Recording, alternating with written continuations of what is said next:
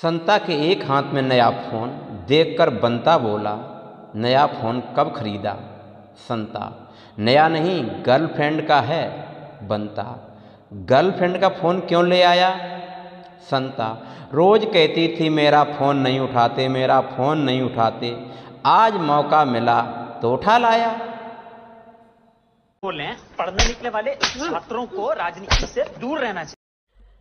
MBBS के विद्यार्थी operation सीखने के लिए टेबल के पास जमा थे और टेबल पर एक मरा हुआ कुत्ता पड़ा था। उनके प्रोफेसर ने कुत्ते की नाक में अपनी उंगली डाली और बाहर निकालकर चाटने लगा।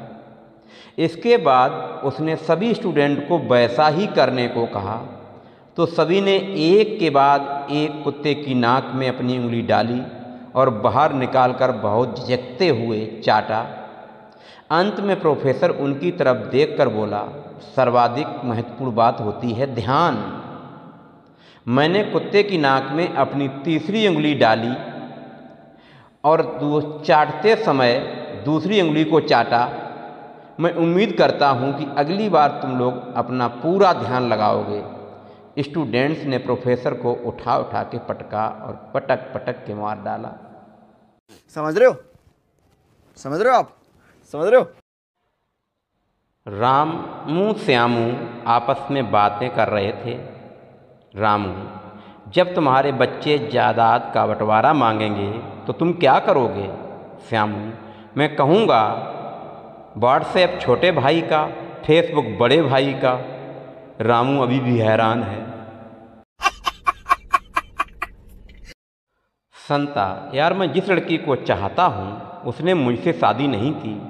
बंता, तुमने उसे बताया कि तेरा चाचा करोड़पति है? संता, हाँ मैंने बताया था। बंता, तो फिर? संता, अब वो मेरी चाची है। बहुत तेज हो रहा है, बहुत तेज हो रहा। साली, जीजा जी, साली और पत्नी में क्या अंतर होता है?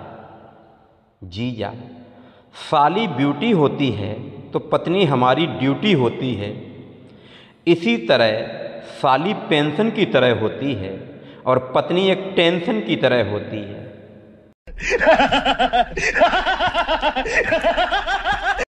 बेटा, पापा भूकंप आया। पापा, अरे कहाँ आया?